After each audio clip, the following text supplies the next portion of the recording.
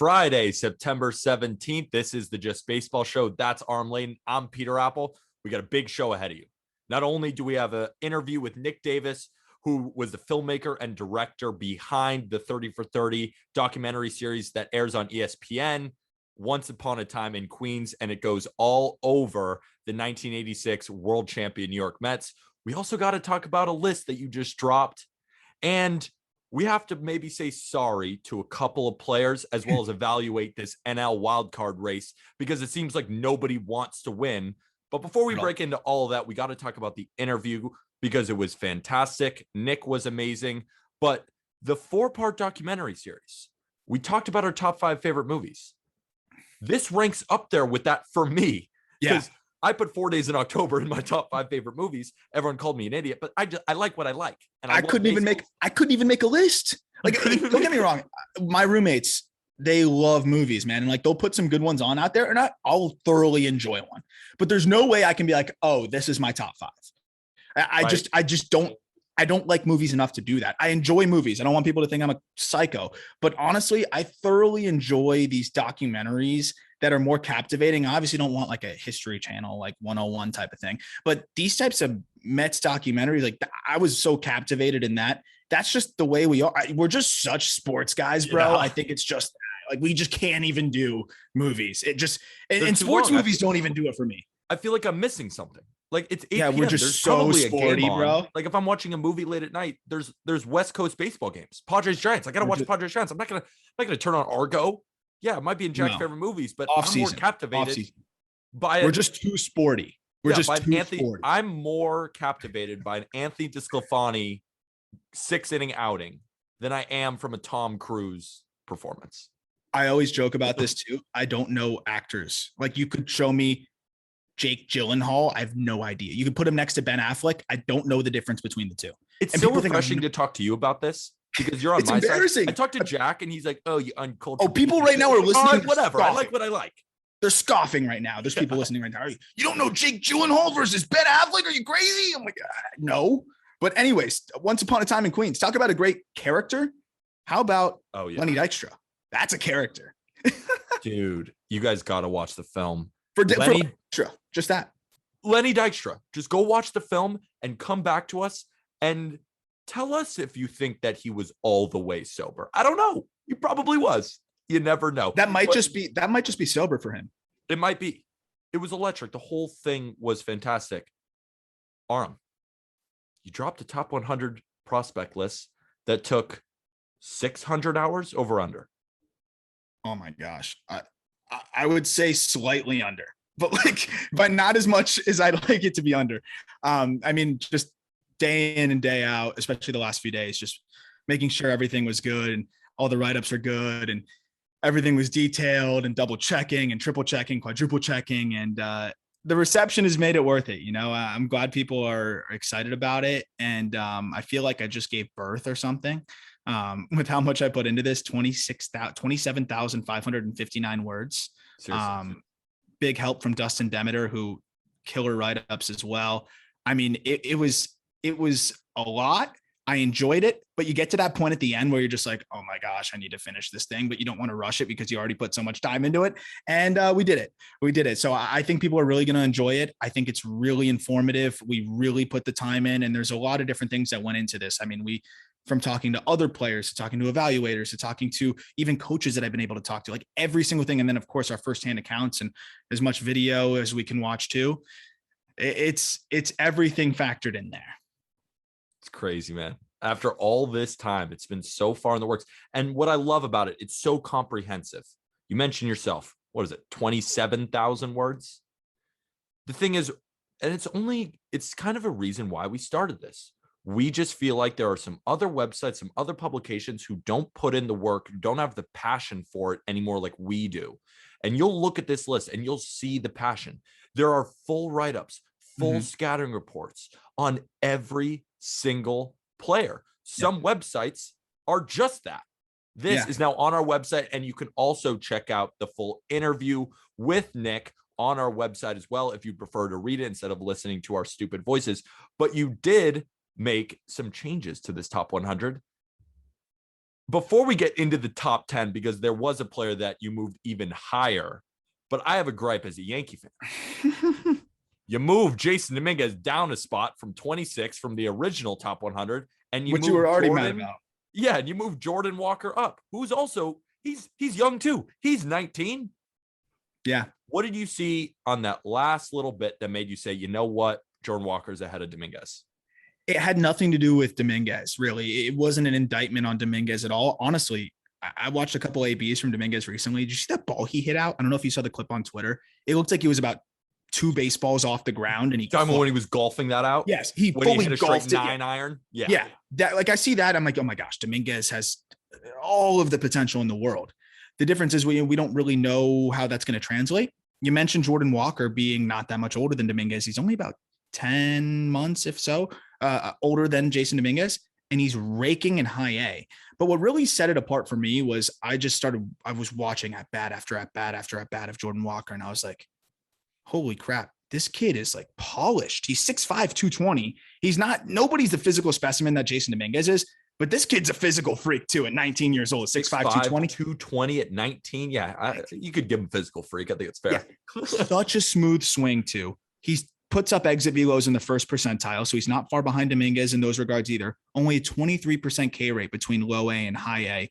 Whereas Dominguez right now, he's struggling in low A. I'm not worried about him, but how can I not put Jordan Walker right now ahead of him if he's putting up similar exit velos, hitting in high A, and I love his swing. He reminds me a little bit of Yelich in the way that he sinks into that back hip, but it's not as dramatic because he doesn't need it to be as dramatic, and he really allows his just natural strength and natural bat speed to work and go eat.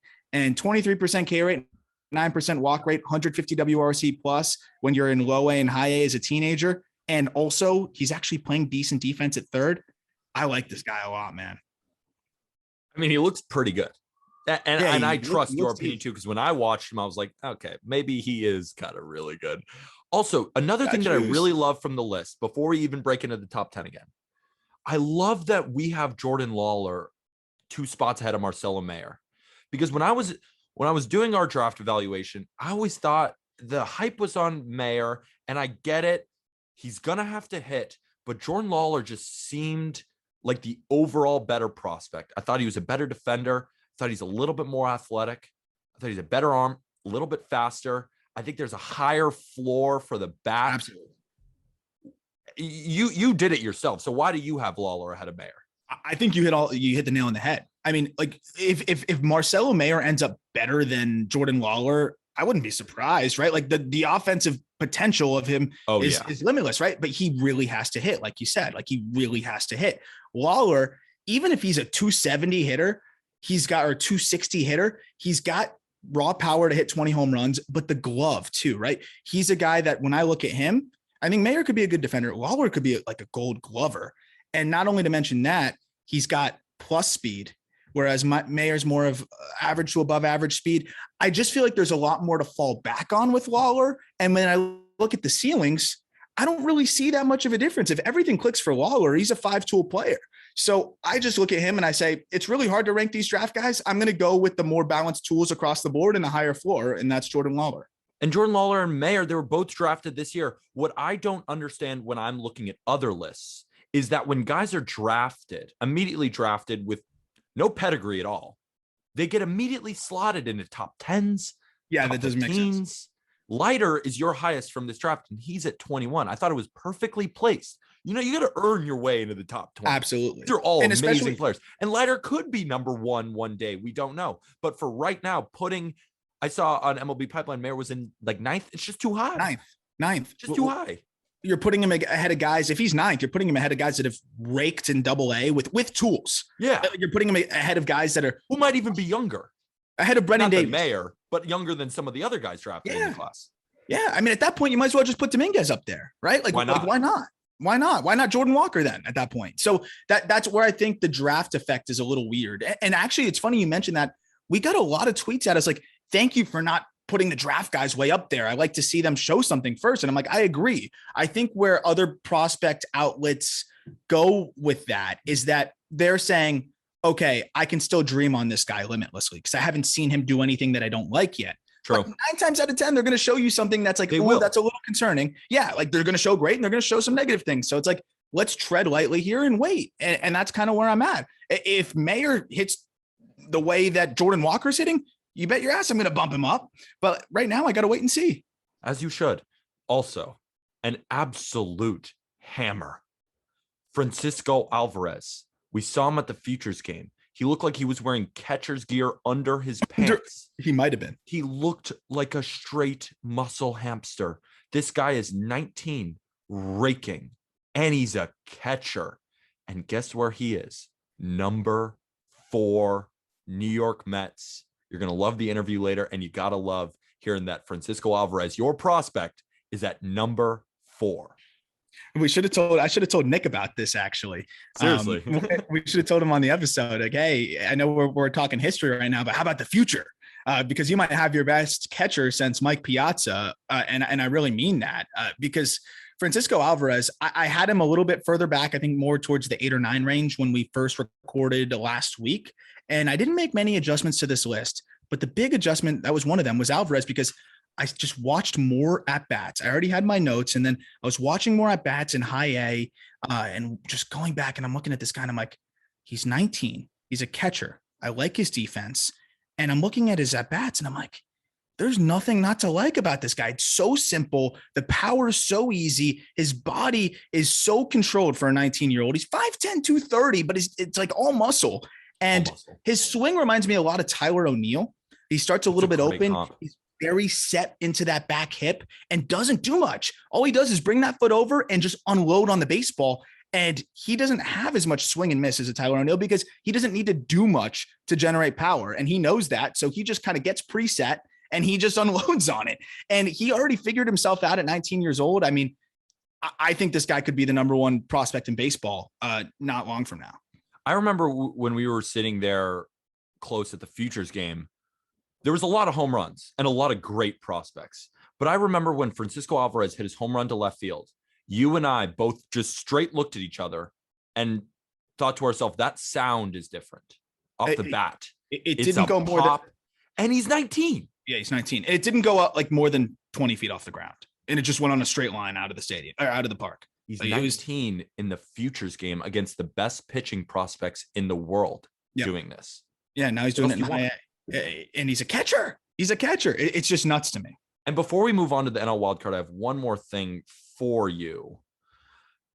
We got into a debate about whether the Orioles, a lot of the pitchers leaving there, become elite. Exhibit A, Kevin Gausman, and even Josh Hader was an Oriole at one point. Andrew Miller. I could go on with Jake Arrieta. I could even go on further. When I'm thinking about the number 1 pitching prospect in baseball, because you have Grayson Rodriguez of the Orioles and Shane Baz of the Rays, both in your top 10. I think to myself, whether this is fair or not, and probably wouldn't even make sense to put it in your top 100. But if I got a Rays pitcher, and I know that the Tampa Bay Rays are going to get every single droplet out of Shane Baz, and then you look at the Orioles' history of being able to unlock their best pitching prospects, I almost think to myself, Grayson could actually be better, but it won't even matter because Shane Baz is going to have every single opportunity. And if he's that close, I would just go with the Rays guy. I don't know. That's not but it just seems like it's the truth of baseball. Totally fair. It's totally fair. And I'd be lying to you if I told you that wasn't something that is considered. How heavily considered, it depends. But what I will say is, I think we're already seeing the Rays effect on Shane Baz, right? Where was Shane Baz a year ago? Where was Shane Baz 2 years ago? He was a good prospect. He was a 1st-round pick, but he was a throw-in in a trade that was a disaster, obviously, with Chris Archer. And he was a back-end top 100 guy. The Rays simplified his mechanics. They unlocked a ton. And now he's in the conversation with Grayson Rodriguez. Like, I think the Rays helped get him in that conversation. That's how high I am on Grayson. But generally speaking, and honestly, moving forward, he could end up being better than him because they could keep unlocking more. Now, I don't know how much is left in the tank for Shane Baz, but I can tell you that they made him a hell of a lot better. And I bet you the Rays had a big effect on that. Of course, that matters. All I'll say on this is, because I've been on Grayson for a while, if the Orioles screw up Grayson Rodriguez, I will never forgive them. Never. Well, this is the absolute best top 100 prospects list I've ever seen. You absolutely killed it. If you don't go to justbaseball.com and check it out, you're just losing out. It's fantastic. It gives you so much info on all of the best players that will debut in a couple years, maybe even down the line, or possibly next season. It's a fantastic list. But we got to talk about something that it's blowing my mind. Nobody wants to win the NL wild card. No, not at all. Nobody wants to win it. No the one Reds, has any. I mean, even a couple days ago, they're losing to the Pirates. These are the games they got to win. The Padres are, of course, just getting rolled over by the Giants.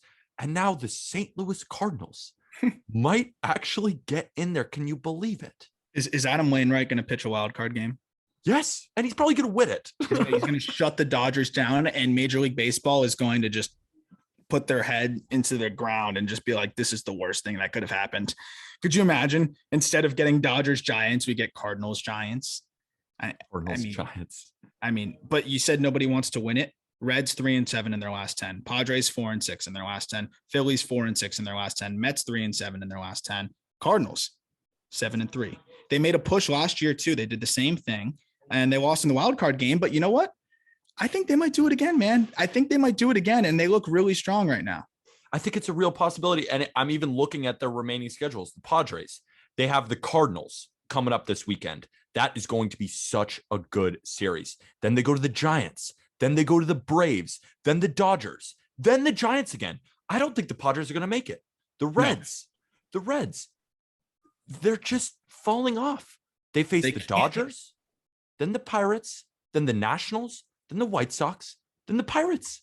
They should be able to win this. Why are the Reds just I have an honest question for you. So, gun to your head, they tell you have to pitch a scoreless inning against the Reds. Do you toe the rubber and throw the ball with your right arm? You're a natural righty. Or do you throw it with your left? They cannot hit lefties, bro. They cannot hit them. I think I throw it with my left. Seriously. Yeah. It's crazy. Unbelievable. They get shut out by J.A. Happ. Dylan Peters of the Pirates. Anything shutting out the Cincinnati Reds.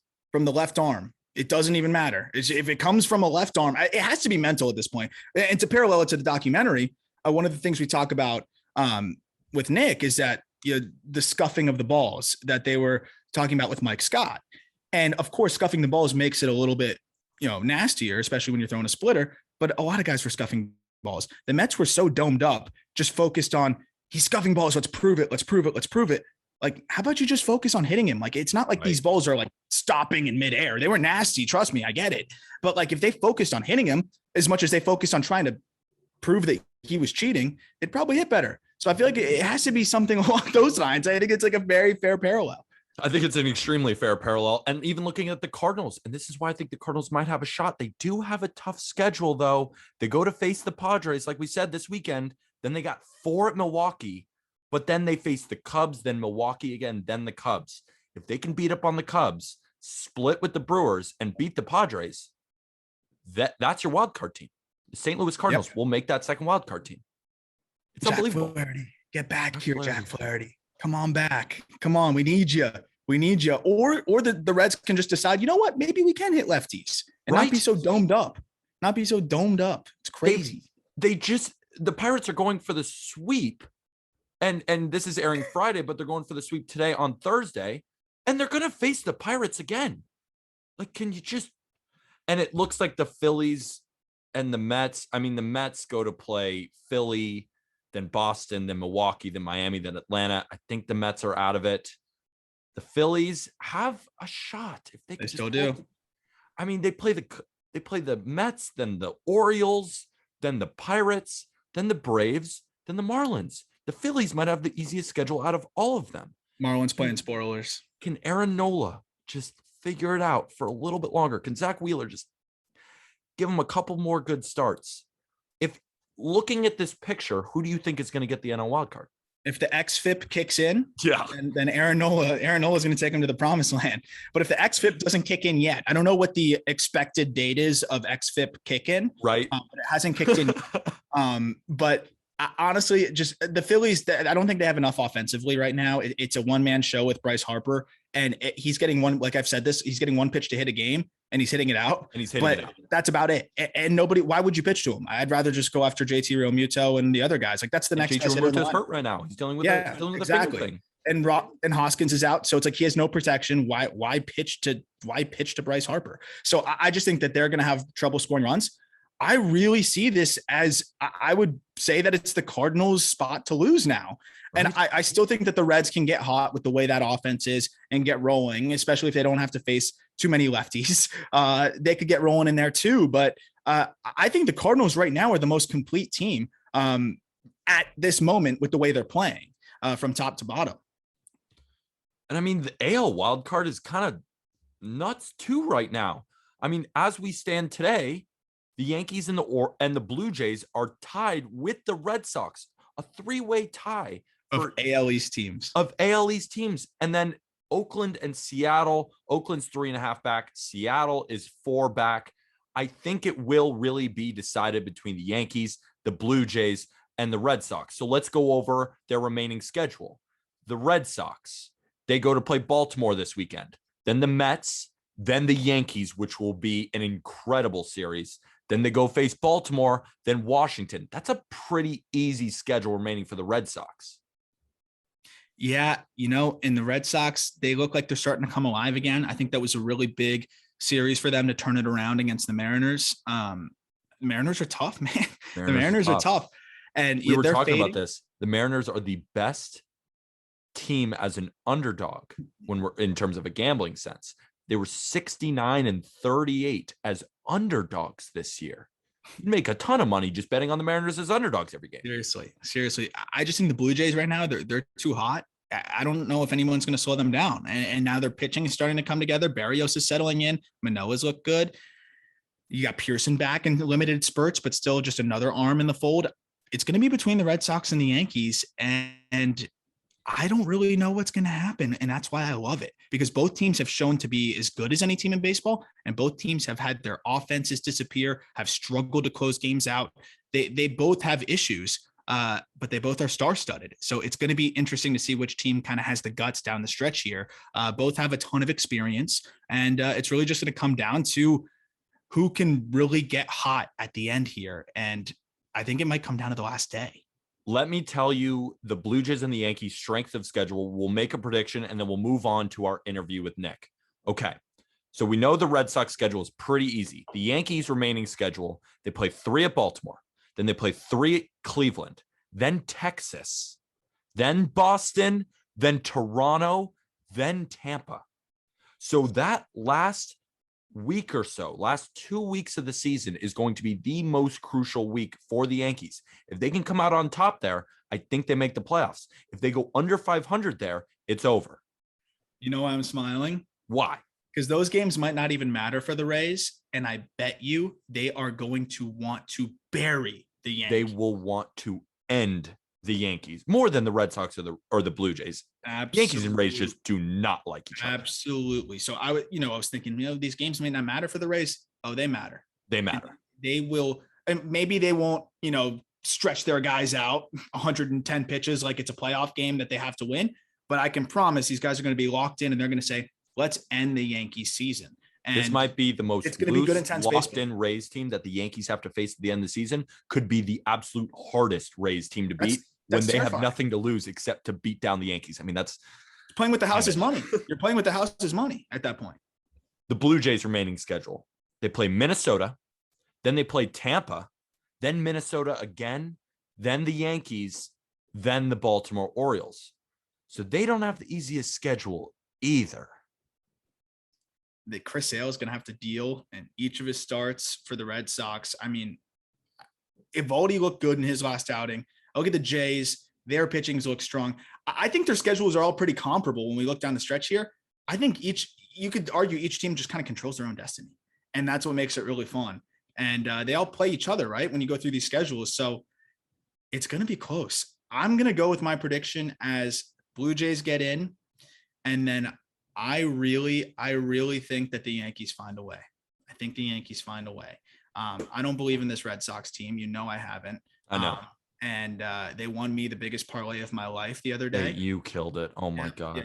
And I'm sure I'll lose that all on football Sunday. Oh But yeah. I'm gonna lean Yankees, and we'll see. I think it's a coin flip, but that's what my gut's telling me. I am gonna go. I told Jack I'm not going on the record saying that the Yankees are make the playoffs. The Yankees are gonna make the playoffs, and they're gonna face the Boston Red Sox.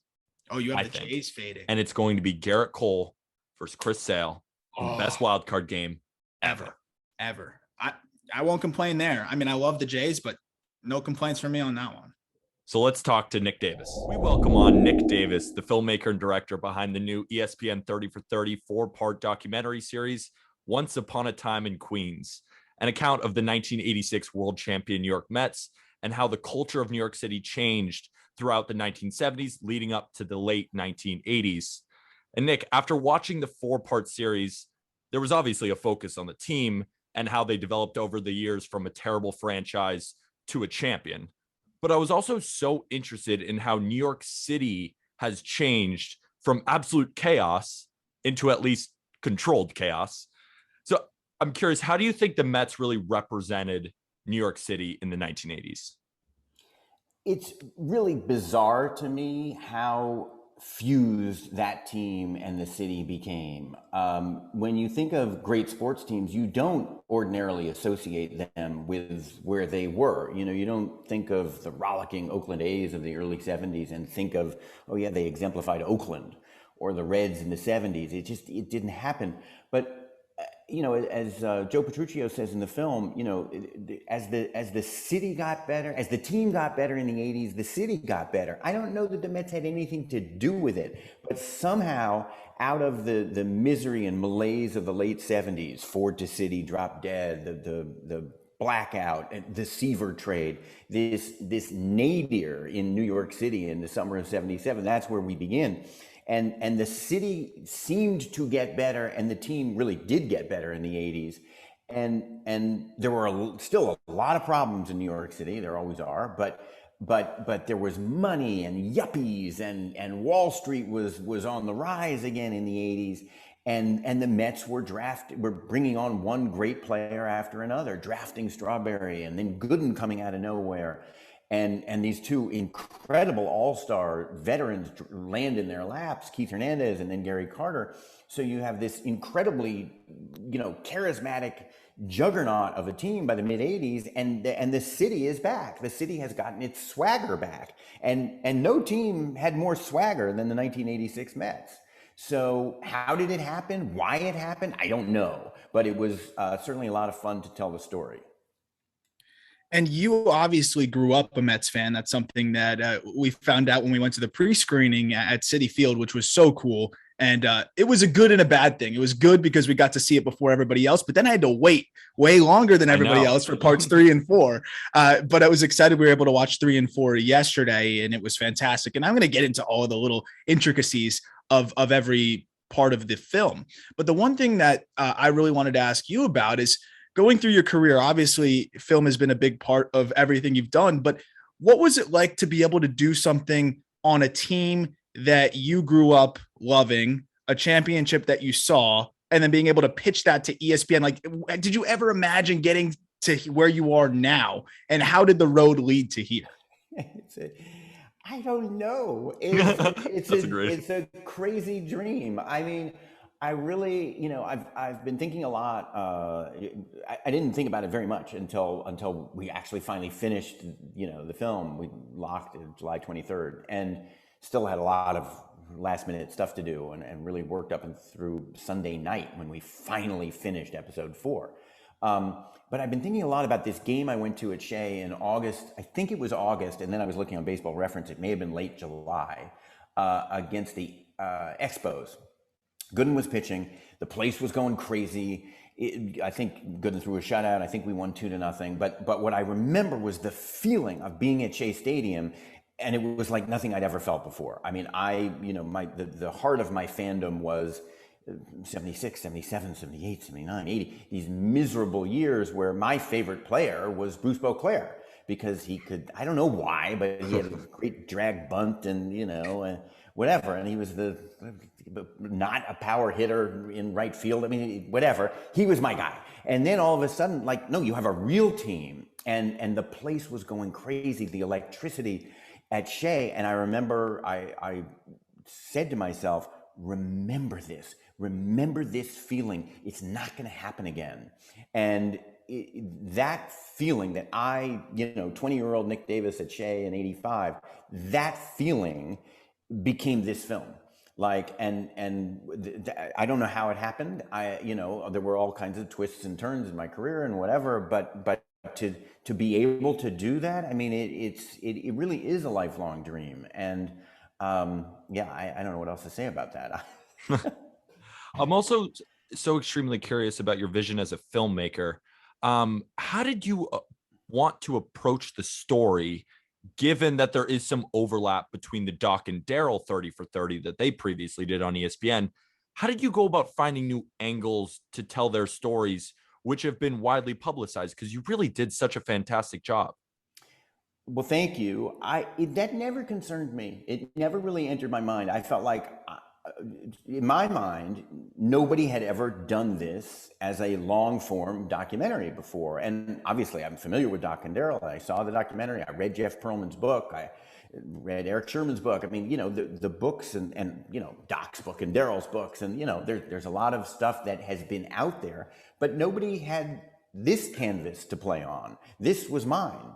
So I'm taking all the material that's out there and putting it on this canvas and then shaping it and trying to give viewers an emotional experience that is rollicking and fun and dark and scary and dangerous and funny, and take you through what I saw as an epic story of a team and a time and a place. And how did we go from that misery, the city's in the toilet, the team's in the toilet, to the pinnacle of October of '86, and then, falling essentially off the cliff afterwards? That's the story I wanted to tell. So I was certainly aware of these other things, and sort of, I knew there would be chatter about them, but it didn't ever really concern me because I had my own work to do. And you knew that we were going to have to get here, and I figured I had to ask it first, or at least early on. But Lenny Dykstra, my gosh. I mean, I think you knew you were going into a situation there that was going to be exciting and entertaining, to say the least. But did you come away with, wow, Lenny Dykstra just gave me so many sound bites and so many quotes. I don't even know what was the approach to that? I just want to hear about Lenny Dykstra, frankly. I don't even know how to phrase that question. Right. I should just say Lenny Dykstra. That's it. That's the question. Lenny Dykstra, go. Lenny Dykstra was amazing. It was an interview that was conducted during the depths of the pandemic. I was here. I was in my office in New York City, and he was in Los Angeles. Through a miracle, we wound up with Jimmy Kimmel and Cousin Sal as executive producers.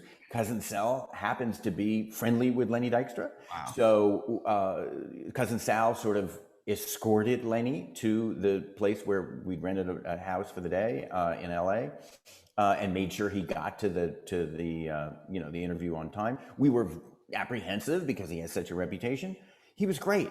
He was amazing. He was so cooperative, gave us all the time we needed and more, and was very accessible. And is also, he's an entertainer. He knows what he's doing.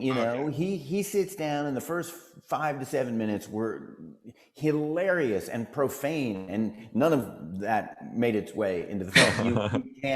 You can't talk about what he was talking about in those first 5 minutes, but it was hilarious. I was laughing so hard I had to mute my microphone, but it was an incredible day. And that raw interview, I just got a note from one of the editors last night saying, getting to watch his raw interview tape was one of the highlights of his professional life, because it was so real. And he started out profane and hilarious, and you're thinking, this guy's Lenny Bruce. And by the end, he's opening up and revealing what that moment meant to him, and saying, look at my life now, days turn into weeks, weeks turn into months, months turn into years, but it's okay, I won a World Series in New York City. What else is there? And it's like Brando in On the Waterfront. I mean, it's like, you couldn't ask for more from an interviewer, from an interviewee as an interviewer. And I remember I was exhausted by the end of the day. I just was like, I was wrung out, and I hadn't been doing anything. I mean, I would just every once in a while I would say, "I'm sorry, do you mean amphetamines?" I mean, like, like I was just trying to keep up. It was like he was like a bucking bronco. But I do think that he's crazy like a fox. I think he's I think he's in more command than most people may realize. And certainly as a guy who loved rooting for him, I'm hoping that he has a decent life at this point. And that was a part of the documentary that really stuck to me, was not that the players were just talking about their careers, talking about the season, but really how it affected their lives, because it was so monumental.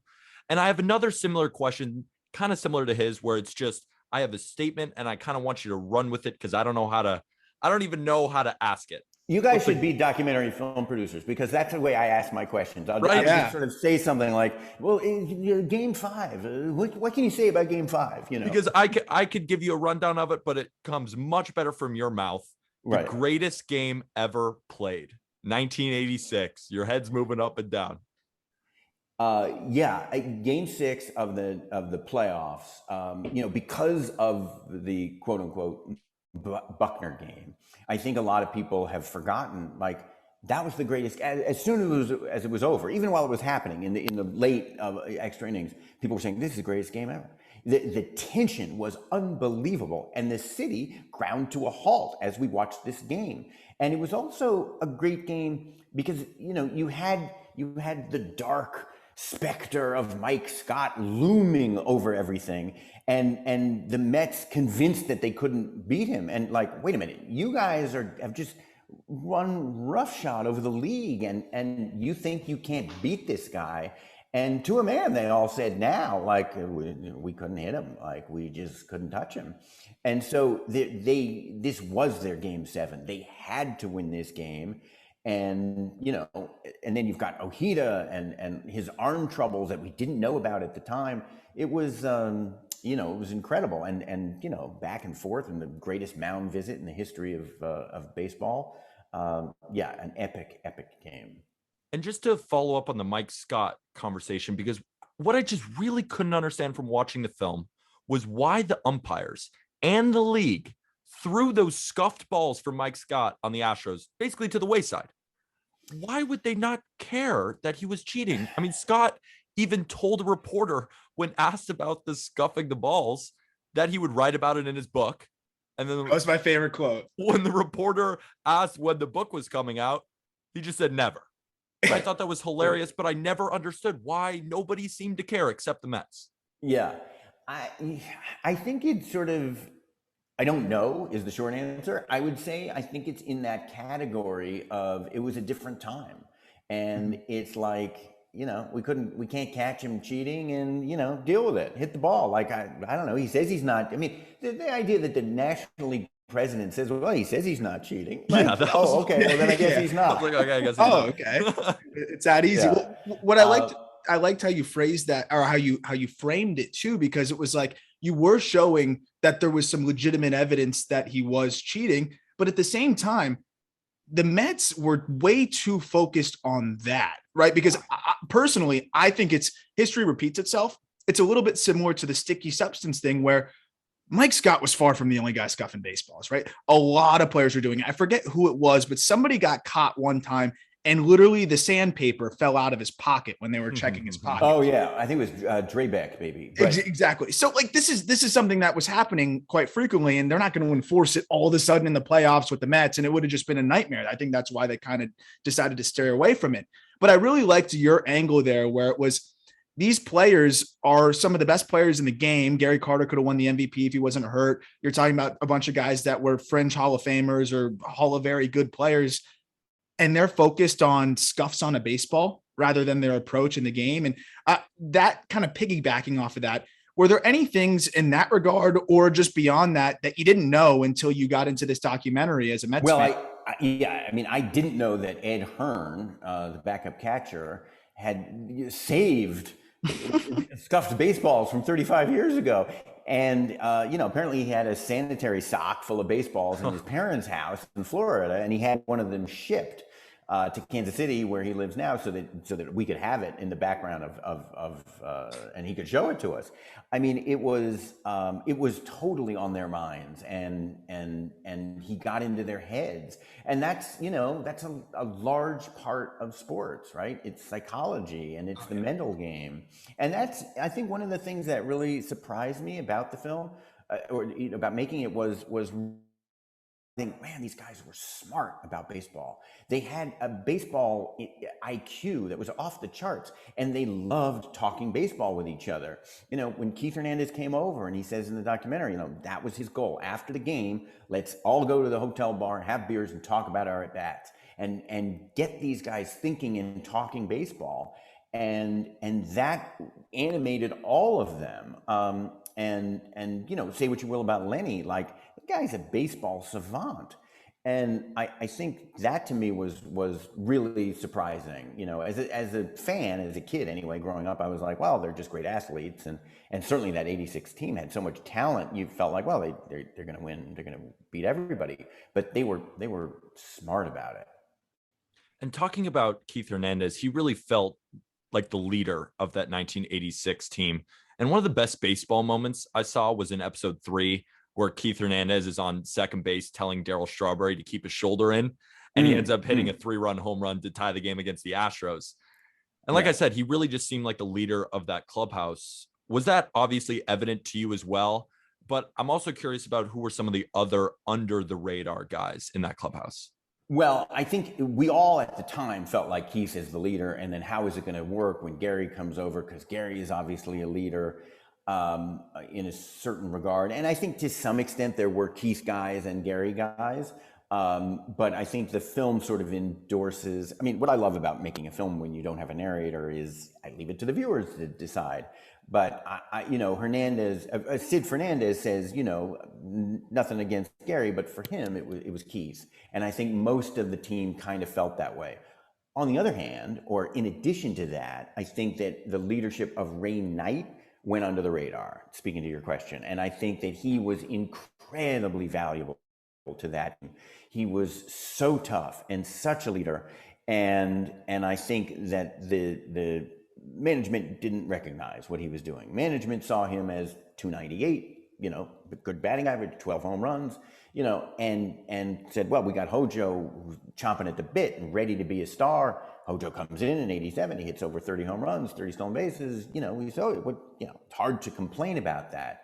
But I think that what Ray Knight brought to that team was that intangible thing that maybe can't be measured by analytics, heart, and you don't miss it till it's gone.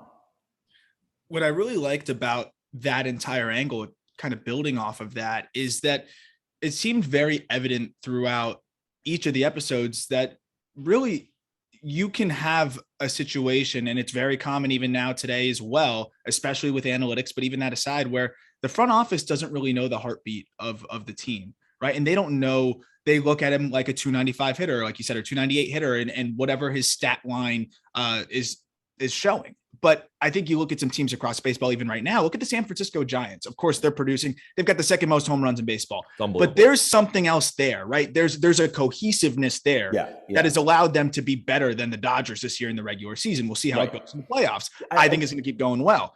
I think that disconnect is still existing today, but I really thought it was a very interesting way to demonstrate it, where it was like they were able to overcome that disconnect for a season, but you can only do it for so long. And it kind of reminded me of the Bulls as well, with the way that Bulls documentary was framed in terms of the front office not really knowing the pulse of the team. Yeah, I think it's really one of the, and this is sort of off topic, I'm just going to speak as a baseball fan now. It's one of the frustrating things about watching games these days is you feel like the managers are not being permitted to watch the game and respond to what's actually happening. The guy's dealing. He's thrown 82 pitches through 6 innings. You're in a pennant race. You leave Marcus Stroman in the game. Like these plans and formulations and, well, you can't pitch 2 days in a row, whatever. It's like, play the game. It's a game. Are you not aware of, like, you can feel it when things are happening in a game. You can feel momentum. You can't necessarily measure it and quantify it and put a number on it. And it's made the game, I don't want to be one of these guys. Old man ranting at clouds. No. This has been a topic for us too. It's just like, you watch the game, respond to the game. And yeah, it used to be that they would just say, well, he hit 298, so we've got Hojo, so we can get rid of him. But now it's like in every actual game. And it's really dispiriting and frustrating. What are you doing taking Blake Snell out of the World Series game? I mean, I'm a baseball fan. It's just, the guy he's dealing. Aren't you watching the game? I'm sorry.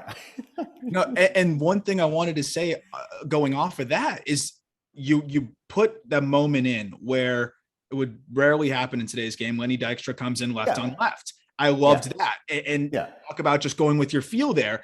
The irony in the whole thing, though, is the juxtaposition of they didn't have the pulse of basically having that cohesiveness in your clubhouse. Then all of a sudden they go out and make a decision based on cohesiveness in the clubhouse, which was sending Kevin Mitchell out of town, who goes on to win an MVP, right? So you're that's not cohesiveness. I think they were worried. They were so unruly. They were so out of control.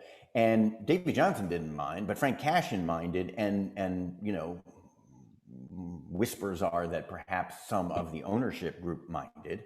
And so they were like, well, we got to get control of this team and win the right way. We didn't win the Oriole way. Like, the Oriole way is you do things the right way. And that was not the Mets way. So as Jeff Pearlman says, Frank Cashin was horrified by the 1986 Mets. He's like Dr. Frankenstein, like he built this thing and it's a monster and he can't control it. So he's like, well, let me get rid of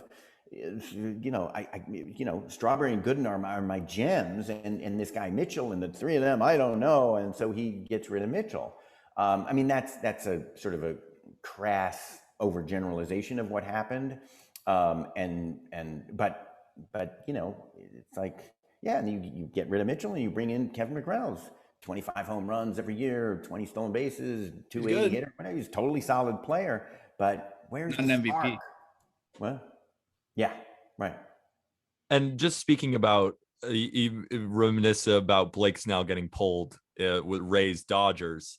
There was another play that Roger Clemens got pulled in Game 6. Yeah. So how did you feel as a Mets fan when you see Roger Clemens, even with blisters, shutting down the Mets? He had 4 no-hit innings, and then they pulled him. Yeah. And then the Mets immediately tie the game. Yeah, no, I'm with Kevin Mitchell. I'm with Kevin Mitchell on that one. I mean, that's like, God is good, man. Yeah.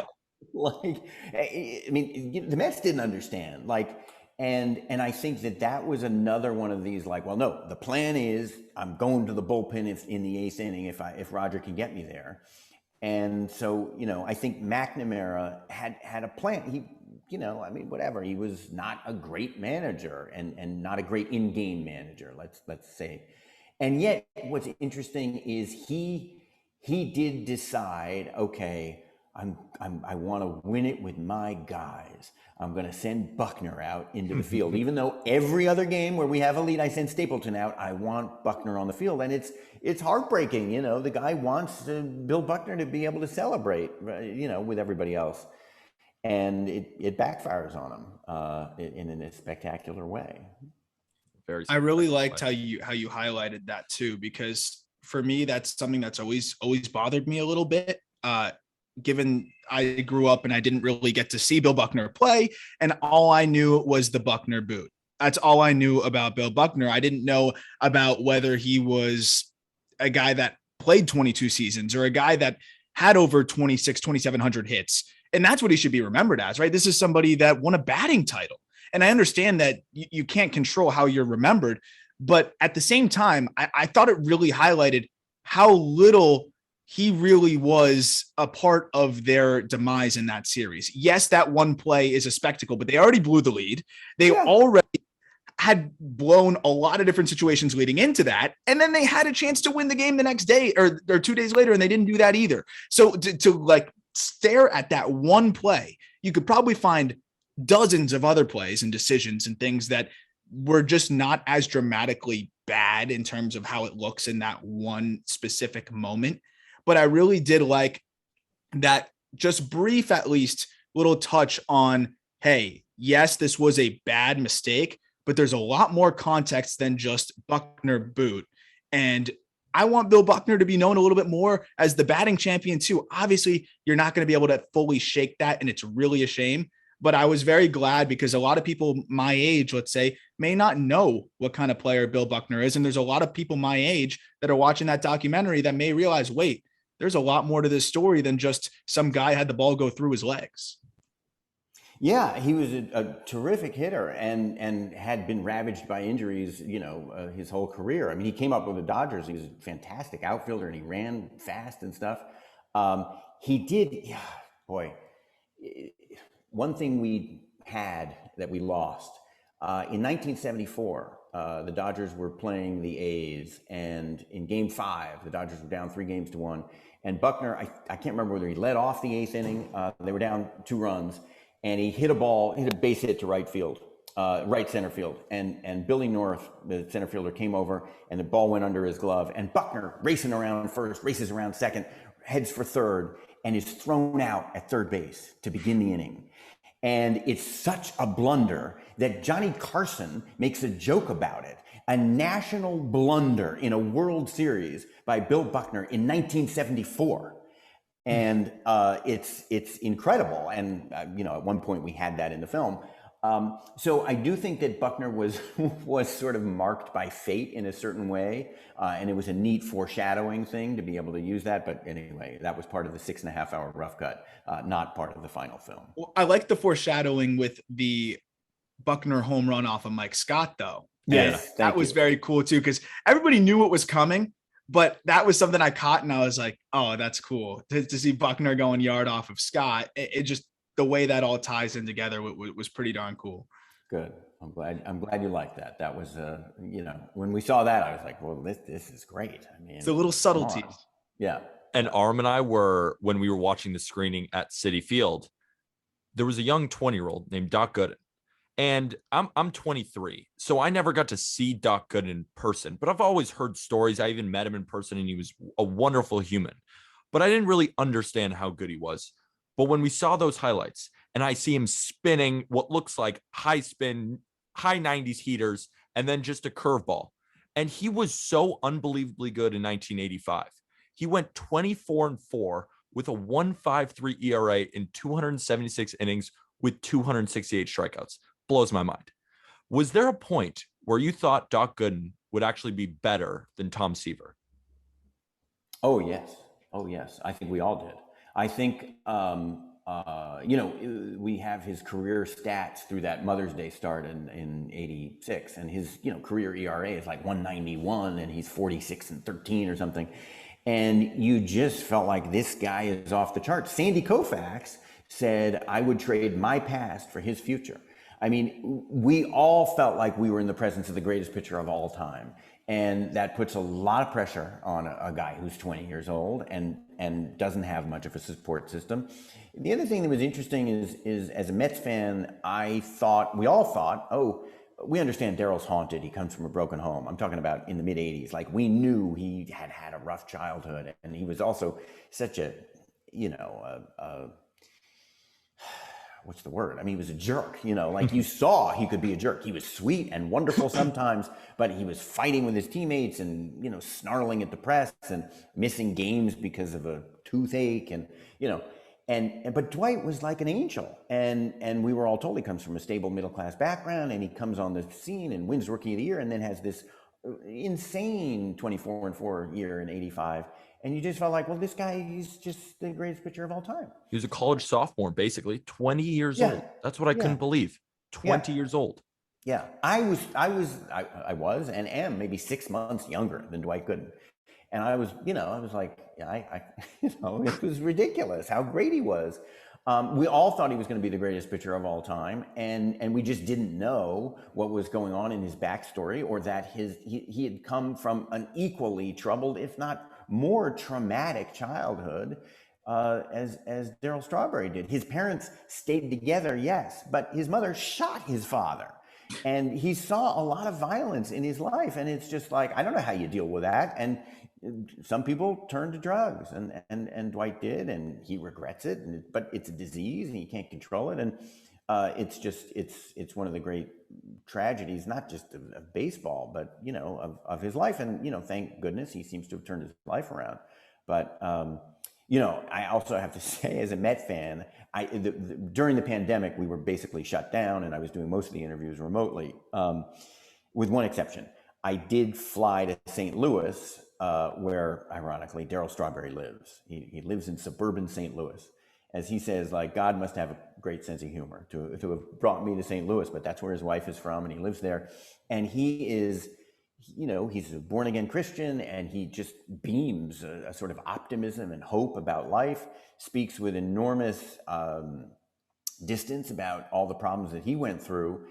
And it was wonderful to meet him. And as a filmmaker, it was tremendously exciting. As a Met fan, I did think, if he'd been like this, he'd have hit 850 home runs. I mean, seriously. Yeah. I mean, if he had his head on straight, I mean, this guy would have just been off the charts.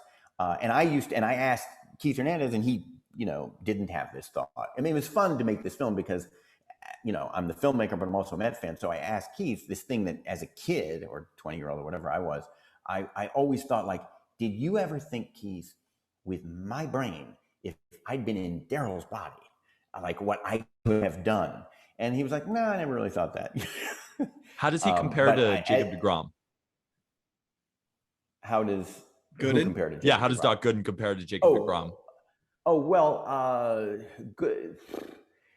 The thing about, I mean, deGrom is amazing, and he's lights out, and like Gooden, you just sort of feel like you're in the presence of a robot, and he's incredible. What Gooden had going for him was youth. So you weren't just cheering that he was mowing people down and striking out 16 guys and shutting out the Giants on 3 hits. You were cheering like what we're going to continue to have. And with deGrom, especially now, every start, it's like he's a thoroughbred and he's about to step in a ditch and it's all going to be over. Like, you just never know. So there's something like, it's thrilling, and it's exciting, but it doesn't have the same sort of sky's the limit optimism that you had with Gooden. There was a level of, I just thought maybe, but the most powerful part of that entire documentary was at the end when Doc Gooden's talking about the team winning, right? And this has been set up the whole way. You're climbing essentially what is Mount Everest to the climax of this story, which is winning the 86 World Series, which every single player is saying one of the best moments of their entire lives. Fans saying it was one of the best moments of their entire lives. Everybody just saying it was pure euphoria that will never be matched. It almost set the bar too high for everything. Then you have Doc Gooden, who went straight to pick up drugs and missed everything. And you can just see the regret. And honestly, I rarely get affected by films and stuff like that, but I got emotional at that because you can't go back, like he said.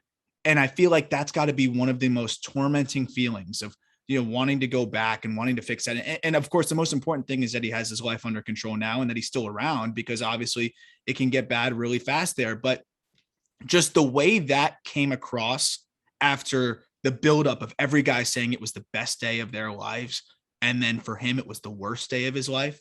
I just thought that was so, so powerful, and really just highlights, you see these guys on the field and they might look okay. And I know Gooden was fading a little bit too, as it started to impact him on the field, but you have no idea what these guys are going through off the field. And they're not these robots that just perform all the time and then don't have lives off the field.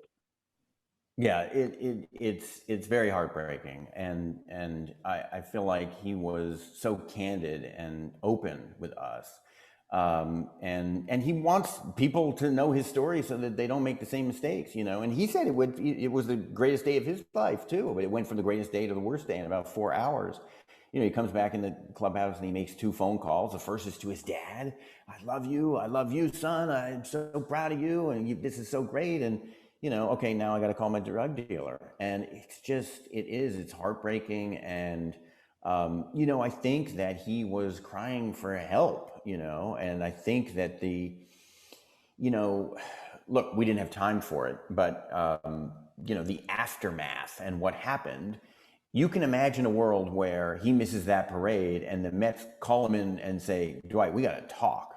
You know, let's get this straightened out. And instead it was like, you okay? Yeah, I had the sniffles. I overslept, you know, okay. You know, and then, well, you know, he fails a drug test and all right, well, let's send him off to Smithers and you do your 28 days and let's get you back on the field. I'm not saying that they were like that, but I think that must have been part of it.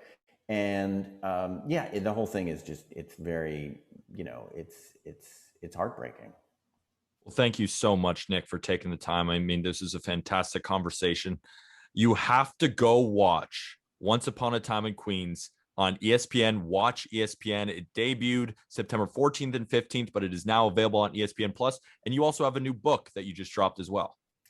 Yes, I do.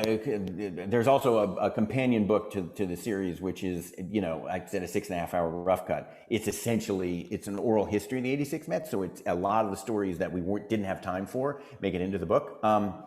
But in fact, I also did just publish a book the same day. It's a crazy coincidence, you know, Jefferson and Adams dying on the same day. I published a book about my grandfather, Herman Mankiewicz, and his brother, Joe Mankiewicz. People may know Herman as the subject of the movie Mank. It's a portrait of their lives and the deep competition that went on between them. It's called Competing with Idiots. The title is from a famous telegram that Herman sent back to Ben Hecht when he first got out to Hollywood. He said, there's millions to be made out here and your only competition is idiots. Don't let this get around. So it's a book I've been working on for 18 years, and to see these 2 projects that, you know, obviously I've always been related to Herman Mankiewicz. I've always been a Met fan, and to have these 2 things coming out at the same time, it's a sort of a crazy coincidence. Yeah.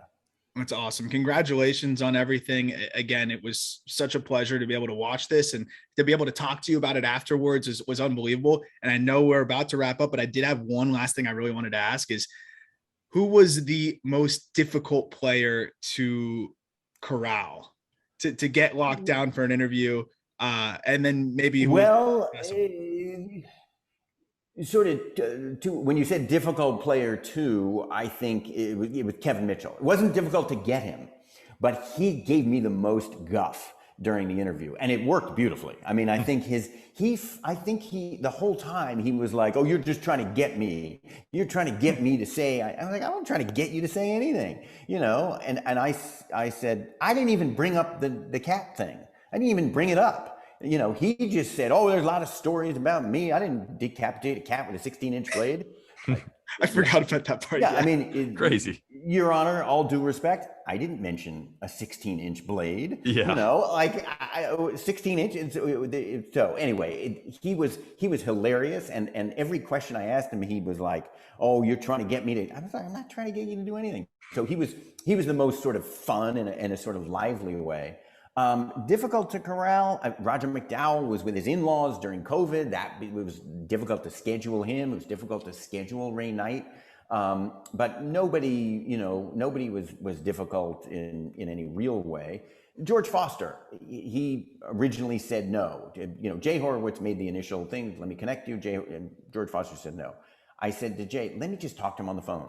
I talked to George Foster on the phone, had a wonderful, very fun and funny conversation. And at the end, he said, "All right, I'll do it." And that's a terrible George Foster imitation. But he, you know, I was so happy. And then COVID struck. And when I reached back out to him in, I can't remember when it was, he said, "You know, I'm going to pass. And I'm sorry to have wasted your time." And I was like, "Please, you didn't waste my time. I just think it would have been great to have you." So he was sort of the difficult. He was the one that got away. But in the end, I'm pretty happy, and Mike Scott as well. He said no, but in the end, I'm happy with how we dealt with it.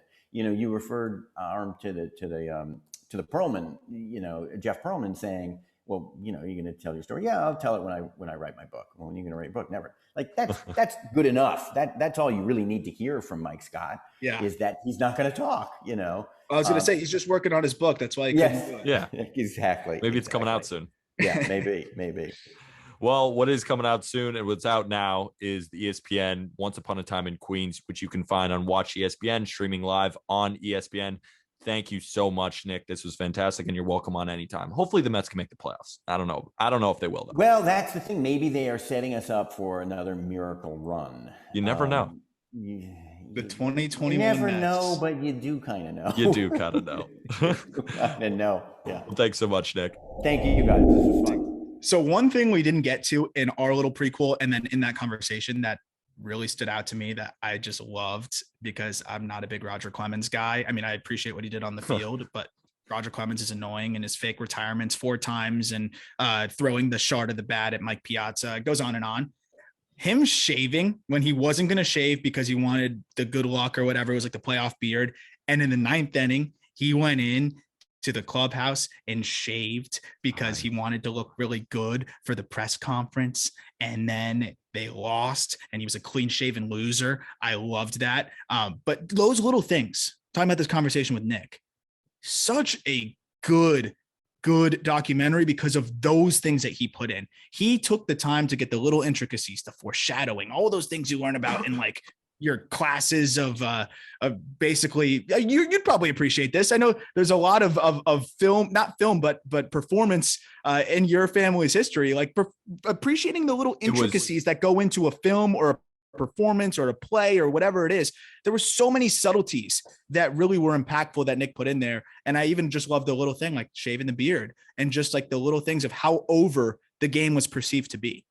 So after I watched the full thing through, then I watched the full thing through again, and then I watched it again to prepare for the interview, just because I wanted to get those tiny little details in that you were saying. And those tiny little details are what set this apart. This is not one of those movies that, oh, if I don't love baseball, am I going to like it? Oh, I don't really know about the players. It doesn't even matter if you hate baseball. And I'm telling you this, it's better than The Last Dance. Yes. It's better than The Last Dance. It's a 4-part documentary. Go to ESPN, stream it on Watch ESPN, 30 for 30s.